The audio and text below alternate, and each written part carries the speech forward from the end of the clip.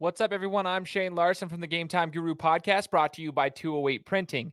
Today on the show, we're bringing on a former BYU runner who just a few years ago made headlines when she came out as bisexual and was the first openly LGBTQ athlete at the university. You do not want to miss this episode of the Game Time Guru. So, what time is it? Game time! This is the Game Time Guru podcast, where I interview sports figures from all over the world to help deliver a panoramic view on sports. So whether you're a former athlete, one of the crazies, or simply a casual sports fan, this is the perfect show for you as we peel back the curtains and learn from our guests every single week. I'm your host, Shane Larson, and I'm helping you see sports through a different lens.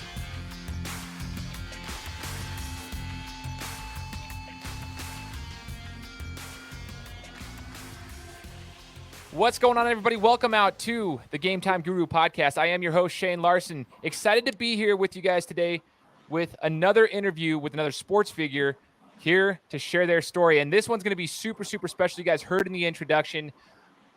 It's one that we haven't had before, and it's the first time, which is exciting for me on the show. In almost 4 years, we haven't had a discussion like this, and I'm excited to bring on our guest. Her name is Emma Gee. Emma, thanks so much for joining the show. Thanks for having me. Absolutely. So before we even get into the nitty gritty details, like the fun stuff, we want to kind of get to know you a little bit better as far as like your upbringing, kind of what got you into athletics, because you were a track star, and at the collegiate level, you were a track star. So before you got into the collegiate ranks, what was your upbringing like? Were you an active kid growing up? Talk to us about your athletic background when you were a kid all the way up through, college. Yeah, great question. I started in soccer. I played competitive soccer growing up. I was an outside midfielder, so I had the endurance to, get the ball up the wing, but then I kind of struggled to pass it in at the top of the box. So not the best helper in terms of that, but I loved playing soccer. Quickly found out the best part of me as a soccer player was the fact that I could just run for a long amount of time.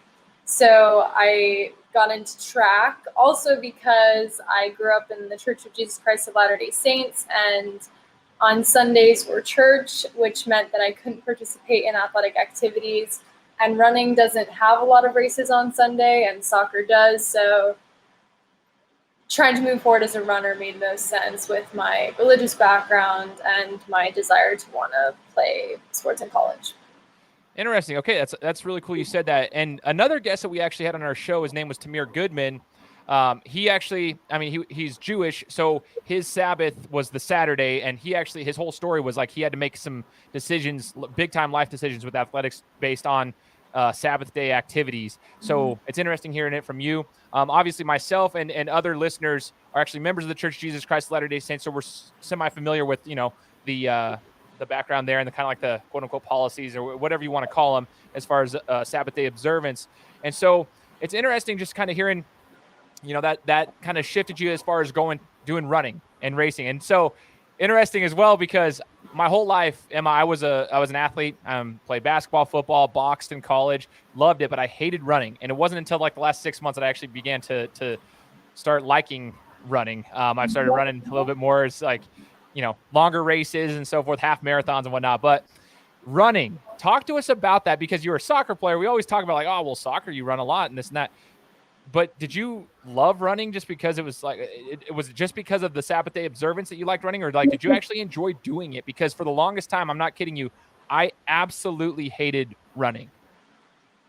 No, that's totally fair. Honestly, running is so uncomfortable and I hate most of it. But for me, it was just an opportunity where I could move forward and progress in sports the way that I want it. So I will say that the Sunday thing did, come into play with my attraction to running, because it does suck. But yeah, no, I feel free when I do it. And I think when you do it for long enough, as I'm sure you know, it does get easier, but there's always that opportunity to challenge yourself. So that always keeps me coming back. That's awesome. That's super cool. At what point in your athletic career did you realize, like, now running's not just for fun, but you're actually really good at it and you can do it at the next level, meaning at the collegiate rank, and even at, like, more so than that, the Division I collegiate ranks? I was a sophomore in high school and I took second at the cross country meet, or the state cross country meet. And Colorado's pretty good in terms of distance running. So I think taking second got me noticed by colleges, and they started reaching out. And I was like, oh, okay, this is something that I could do in college on a scholarship, hopefully at the D1 level. So I think sophomore year of high school is when that first started. Yeah. Awesome. Okay. So ultimately, you go through high school. What was your high school running career like? Did you have did you win any state records? Anything like that? Like, what was it like in your high school days by the time you finished your senior year?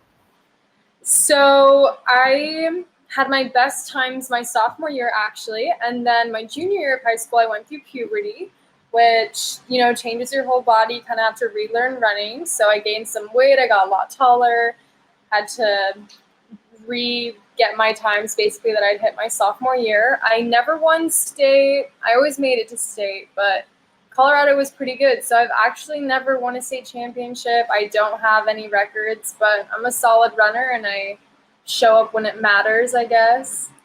And I just wanted to continue growing through college. So that was kind of the high school trajectory. I was never the best one, but I was persistent. So that was what I had going for me. I love that. Hey, that's actually really, really cool. Like, you understand that you weren't the best, but you always worked at it. And the whole concept of like hitting puberty in the middle of high school, like that's what people don't realize is athletes competing at a high level, like especially on the female side of things, that can be very difficult. Like your body goes through a lot of changes. I mean, and you just mentioned them right there.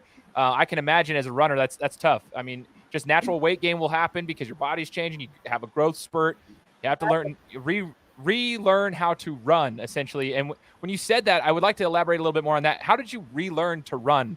Like, what did you have to do to be able to do that?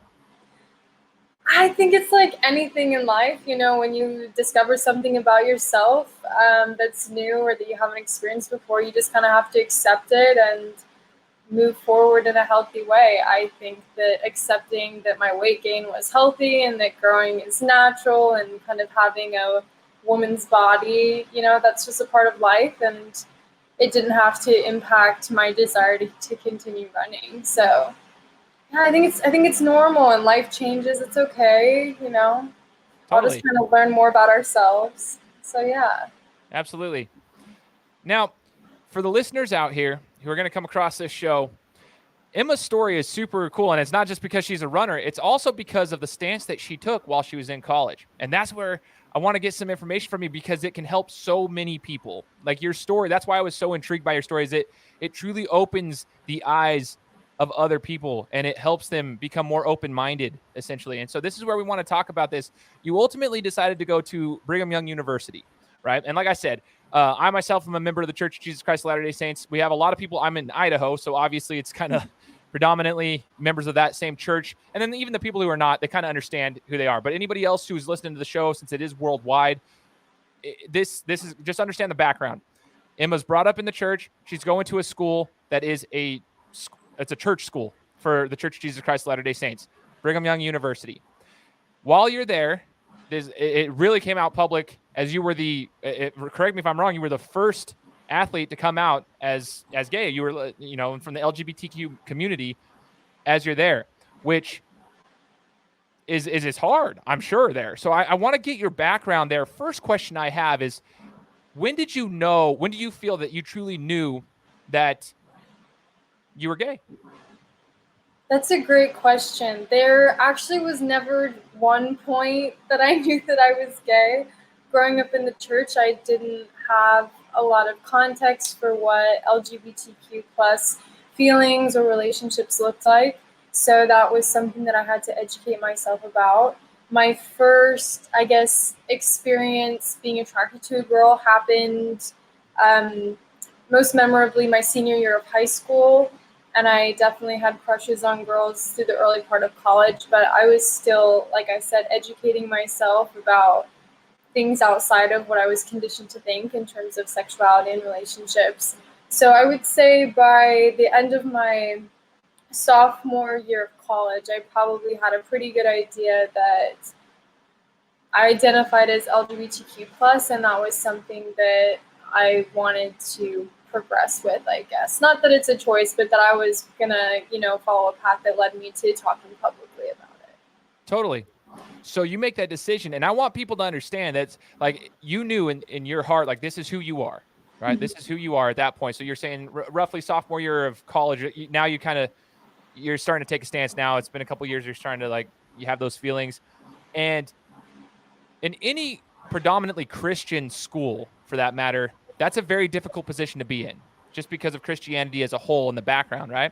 So you're at the school, and my question that comes up is, once you've found that out about yourself and you're starting to come to terms with who you are and you're happy with that, you're at the school still where it's hard to be able to display that. Let's just be real. It's very hard to display that openly because of the policies at the school. Mm-hmm. How did that affect you as not only an athlete, but as a student at BYU? There were a lot of mental health issues on campus, I think, for many students, especially those that identify as LGBTQ+. I think it's tricky for me to talk about this at BYU just because I did grow up in the church. So when I went to the school, I did know what to expect. What I hadn't counted on was going to BYU and realizing my sexual identity. So I think that's something that is important. So in many ways, I navigated the school very comfortably. Like, I understand the religion, I understand the culture, but when I found myself not being able to identify with the future in it, it was very isolating, and there weren't clear resources available for students like me. And I found myself having to kind of either decide to, like, hide what I was feeling and hide how I was experiencing things, or if I was going to put in the work to build connections and help create resources for people like me. So it was just kind of this decision between, like, okay, you kind of have to create an environment in which you can feel safe, or you just kind of have to kind of, I don't know, hide it, work through it. But I don't know, the latter just seemed very dangerous, and there were suicides on campus while I was there, and that wasn't the path that I wanted. So I think that's why I did what I did. Totally. So it's super, super crazy just to think about it I'm trying to put myself in your position. You're probably what, 20 years old, 20, 21, maybe at that point. I mean, relatively young adult, like a young human being, having to go through this actual major, like, part of your life and not feeling, like you said, the word isolated is what came to mind, like isolation and not feeling, I guess, a part of something. Like, you feel like that you were kind of alone essentially. And that's truly in our world. That's kind of where we have all these mental health issues. You don't want that. You want people to be included. You don't want people to feel isolated. And one thing that always came to my mind too, when I heard your story, is like, okay, so while you're doing this and you're still navigating going to school there, and I mean, there are policies you have to, there's just certain things you have to abide by. So you kind of have to live that life if you're going to the school, because those are the rules of the school if you're going to go there. And then even competing athletically, right? As I'm sure you know, and I'm sure you can't give names or anything like that, but you knew that there were other people that were just like yourself. Mm-hmm. Was it hard, even in the athletic realm, when you're traveling with your team members and stuff, to keep it quiet? Or did you feel like you were included in sports as well? Or did you feel there was some isolation in the sports world too? It's a really good question. I built healthy relationships with my teammates, and I watched them progress with their sexuality. A lot of them got married, and honestly, watching their journeys is what inspired me to come out so publicly about mine. I wanted to progress in the same way as I saw them doing in life. And with BYU's policies, obviously that wasn't a possibility in school, but traveling with them wasn't very difficult because I think I was pretty honest and upfront with them from the very beginning. Like, whenever I realized something about myself, I'm not the kind of person that hides it. I just kind of commit to talking through it pretty openly. And I think that's where I do experience some privileges, is because, like, my teammates were not the kind of students that were going to report me to the honor code office just because I was expressing these feelings and sharing my thoughts. And I had a coach who, is not a member of the Church of Jesus Christ of Latter-day Saints, and she had experience working and interacting with people that are LGBTQ+ as well. So I am privileged in the sense that when I was around my teammates, I did not feel unsafe, even though I was prevented from being able to progress the same way that they were able to in their relationships. Totally. Super interesting. And the reason I bring that up is because in sports, I always tell people there's like in team sports, there's like this brotherhood or sisterhood aspect of that. Like you feel this bond and community that when people have competed in sports, they understand that. They understand that there's certain things in the outside world that can't penetrate the brotherhood or sisterhood aspect of sports, of team sports, because there's a bond that you can't understand unless you've been there. And so that's what I was wondering. So it's really cool and actually eye-opening to see that like you have that support, at least from your athletic teammates. At what point in your collegiate career, though, Emma, did you decide to say, okay, I'm gonna take a chance here and I'm gonna be me. I'm gonna be me and I'm gonna come out. At what year of your college career did you decide to do that? That was my junior year of college. I had been working on, I had started the diversity and inclusion committee for BYU athletics the year prior. My whole plan was essentially like, maybe I don't need to come out. Maybe I can just kind of address some of these issues at BYU just quite generally through a diversity and inclusion committee. But it just became very apparent working with the school on some of those initiatives that the idea of addressing LGBTQ plus inclusion, it just felt very hypothetical because no one had come out yet. And so as I kind of sat in some of these meetings and just got a little frustrated at how kind of dismissive people were around some of those things, I realized that it did need to become personal and that I was someone in the room. These conversations we were having affected me and they affected many other students like me. So I think that's when I realized that coming out could be an effective way to kind of challenge the school and make it more real for them on a different level and kind of maybe hold some accountability there. It's much harder to dismiss a person that's been a part of your culture for years than it is just to, pass by an obscure political idea, I guess. I appreciate you saying that. It's harder to dismiss somebody like when there's a personal connection there. It's like, oh, now we got to pay attention. You can't just dismiss it.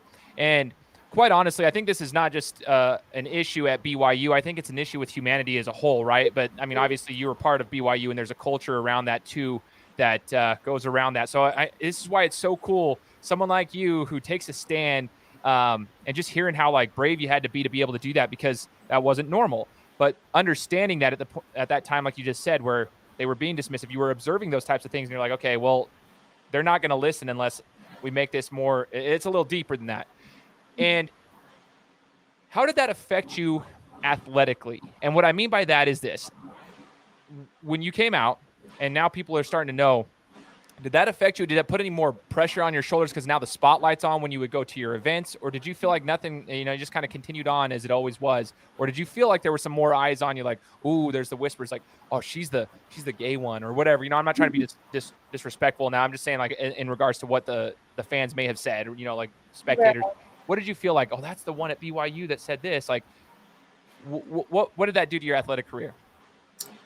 I felt nothing but respect, I think, from people. Everyone was very gracious with me. If anything was said, it was never said to my face. I just continued to do my best to perform as an athlete. I was really lucky to be on one of the best teams in the country, so I was never the best runner on the BYU team. So, I mean, for me, it was much more personal. I think that I'm someone who does compartmentalize any comments people may have about my sexuality for the most part.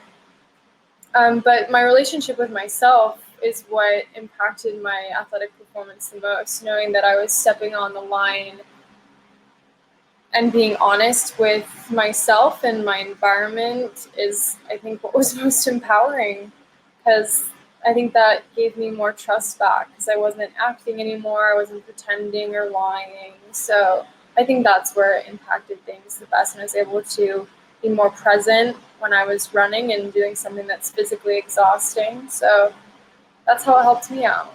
Interesting. Yes, I love that. It almost probably like freed your mind and is like, okay, now I can focus on what I need to be focusing on and not having all the extra crap on the back end of it, so to speak. I love that. Super cool. So I have a question for you. Okay. Do you feel like so actually, I already know the answer to this, so I'm going to ask you a different question.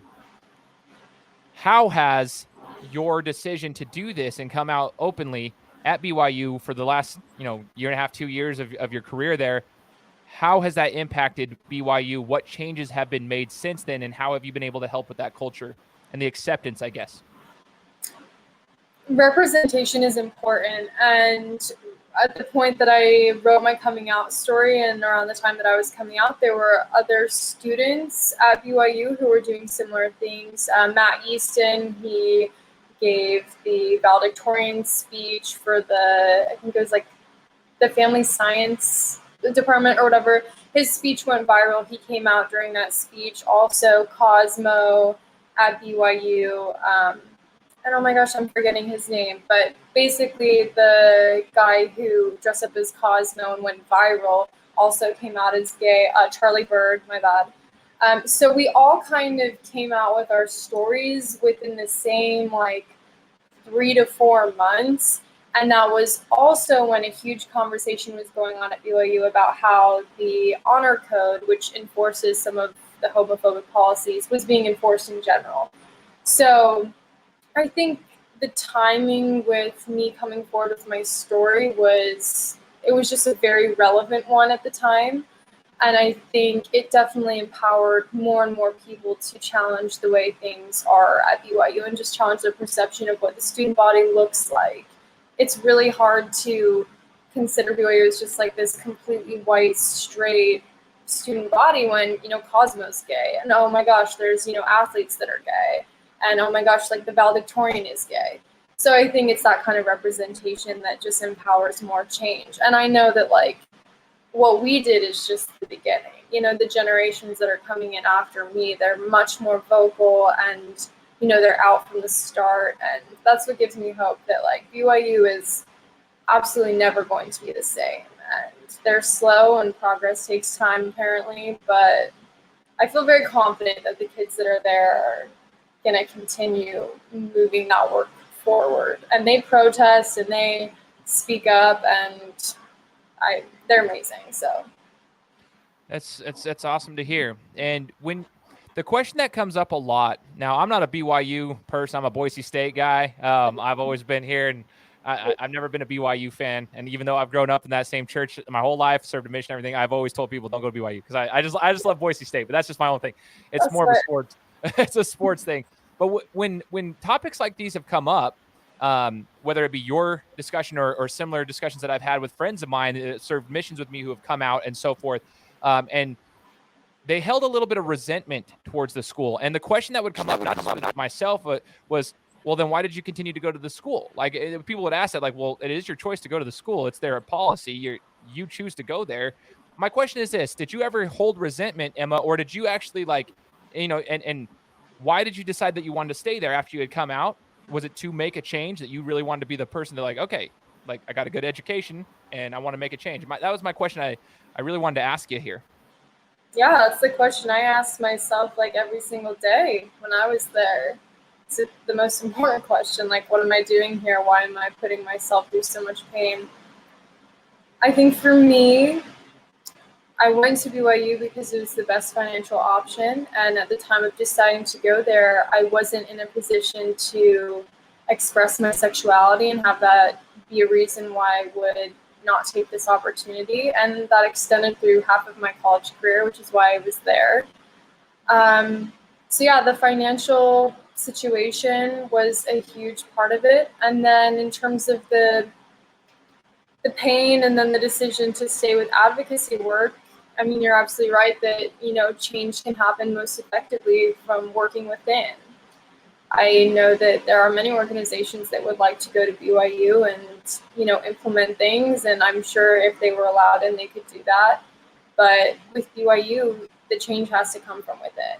And so I did recognize that my voice would be more meaningful being a BYU student athlete rather than someone who's just kind of commenting from the sidelines. There is, unfortunately, credibility that comes from someone who's kind of wading through it and living through it and is very much a part of the culture. I am angry. I don't think what happened is okay. I don't think it's appropriate, and I don't think my decision to stay there, lessens the need for things to be better. BYU does need to adjust, and they need to kind of strive for perfection the same way that they ask the student body to. Yeah, those are my thoughts on that. Also, it's just the fact that I had every right to be there. Like, outside of athletics, I was qualified. I graduated from seminary. I was student body president. I had my woman's medallion. The only difference between me and any other student is that I'm gay. So me leaving says a lot more about the university, in my opinion, than it does about me. Totally. I commend you for sharing that with us. That's awesome to hear from any of us that are like sitting here trying to learn from you. Like, this is the stuff I like to hear. It opens our minds. That's why I'm so intrigued by your story. I love it. It is absolutely fantastic. So I really appreciate you and commend you for the stance you took and just the insight you gave right there. Do you think, Emma, if you were to rewind, let's say maybe you find out maybe 8th or 9th grade, earlier on in your life, you start to realize that you were gay. Do you think you would have made the decision to go to BYU at that time and put yourself through that? Or do you think you would have made a different decision? Because there are a lot of people out there that might be in that position right now. That's a good question. I don't want to undervalue my religious identity and impact that has played on my decision-making throughout my life. It's one of the reasons that I became a runner. It's giving me my whole context for what is right and wrong and my values. And so I don't know, it was so hard to be at BYU, and it was really painful. And it was still a safe space for me to process my religious identity, which I don't know if that would be true at other colleges. Maybe it would be, but knowing my sexuality earlier, I don't think would have changed how hard it would have been to go anywhere else other than BYU, just because of, like I said, the financial situation, and I can't, I would just have to rethink so many things. You're asking a great question. I wouldn't want to put anyone through what I did, because the mental health issues that can happen in that environment are really heavy, and they're really, really sad, and they're really hard. And so no, I wouldn't recommend it to anyone, but I also understand that there are other identities that people carry that kind of get them there and keep them there. Totally. So it's, I'm wondering though, because the experiences people are going through right now at a younger age, it sounds like because of the stance that you and some others took during your time there, have begun the process of change, right, and acceptance. Now, like you said, it depends. Every university is different. Every community is different. Might be a little slow, but maybe that experience they have might be a little different. Might be a little bit, quote unquote, better experience because of the stance that you took and the decisions you guys made to help people become less dismissive, so to speak, more accepting, more inclusive, right? Including more. That's what I meant to say. So Right. That's what I meant to say. So I think, yeah, it's a tough question. So I know I asked you a tough question because it is really hard. There's a lot of factors that would play into it, plus the timing of it and the era in which you find stuff out. It's going to be different for people coming up. So I appreciate you giving your insight there. I also have a question here, Emma, running, right? Let's get back to the athletic side of things, right? You not only running, but running and having all the additional pressures and so forth going on. What are some of let's talk about the top 3 things that running taught you that might have helped you throughout your life in everything that you've done, whether that was through school, whether that was through your sexuality and coming out. What did running teach you? Was it mental toughness? Was it, what was it that running taught you that you can implement into your life now that you're done with college as you go on throughout your career? That's a good one. Number 1, definitely perseverance. I shared that in my story, but it's the number 1 thing. Running isn't easy. It's not convenient. It doesn't feel good most of the time. You put in a lot of work to have 1 or 2 good races, but I guess it's all worth it. So Is it? Okay, so perseverance. What's another one? number 2, awareness. Running just keeps you very aware of your body. I mean, just on a very physical level, you are in tune with your breathing. You can feel your muscles in ways that maybe you didn't want to feel, but now you do. The pounding. I just think there's an awareness that comes with running, and that carried into an awareness of myself when I started to realize that my experience was a little bit different than maybe how I was raised to think about it. So that was very helpful in processing my sexuality, because it was something that I had to practice over and over again. In running is when you are aware of something in your body, you make adjustments, and then eventually, it feels better because you're doing things more efficiently. I dig that. And as a current new runner, I understand this now. So I see it from a different perspective. Thank you for sharing that. And what's number 3? Number 3, running's horrible. So I don't know how to phrase this in like a positive way, but oh no, okay, I got it. It's like self-talk. It's self-talk for me. Okay. Basically, a huge part of running is the mental aspect. And after speaking with so many sports psychologists during my time as a runner, they basically just all tell you that how you talk to yourself influences what you feel and kind of your abilities in sport. And it's the same way in life. If you talk about your sexuality or religion or literally anything that you're processing in a certain way, that's going to influence, the positive or negative ways in which you experience it. Maybe that's not fair. Sorry, I'm like trying to talk myself through this one.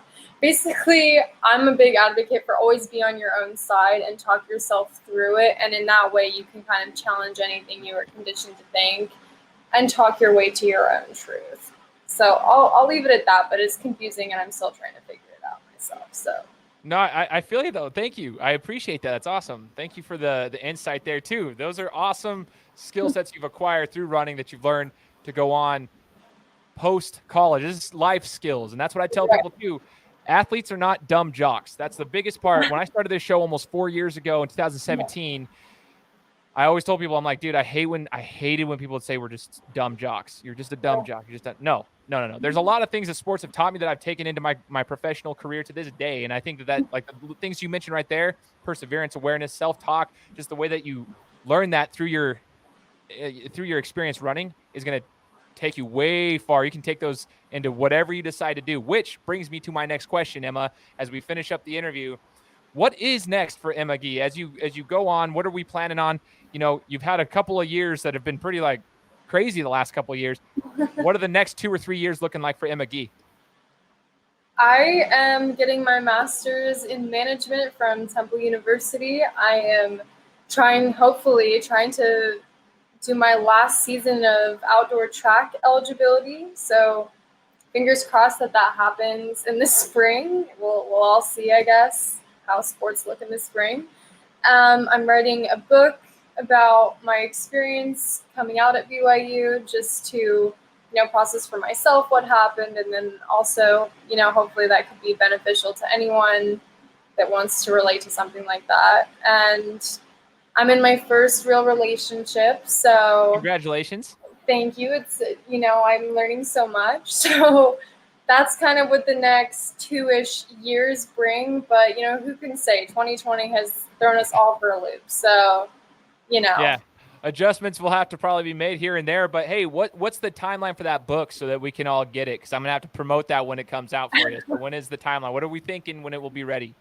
I'm still writing it right now. I mean, the coronavirus really threw me for a loop because my last track season was supposed to be like the ending of the book, right? I was trying to like have this whole thing, and then the last track season never got there. Coronavirus ruined it. So I'm technically still writing it. So I'm hoping within hopefully at the end of next year, it should be like good to go. But I may have to make adjustments and not include the last track season if things keep going the way that they're going. So. Hey, it makes for one heck of a story though. So the ending's gonna be fun to read in that one because of the whole journey. But the journey continues, and that's the most important thing. And Emma, once again, I really appreciate you joining me and letting me just talk to you and to our guests in all 80 countries that the show's been downloaded in, all 50 states. I hope that all the listeners here can take something from you. I don't care what your religion is, race, whatever your background is.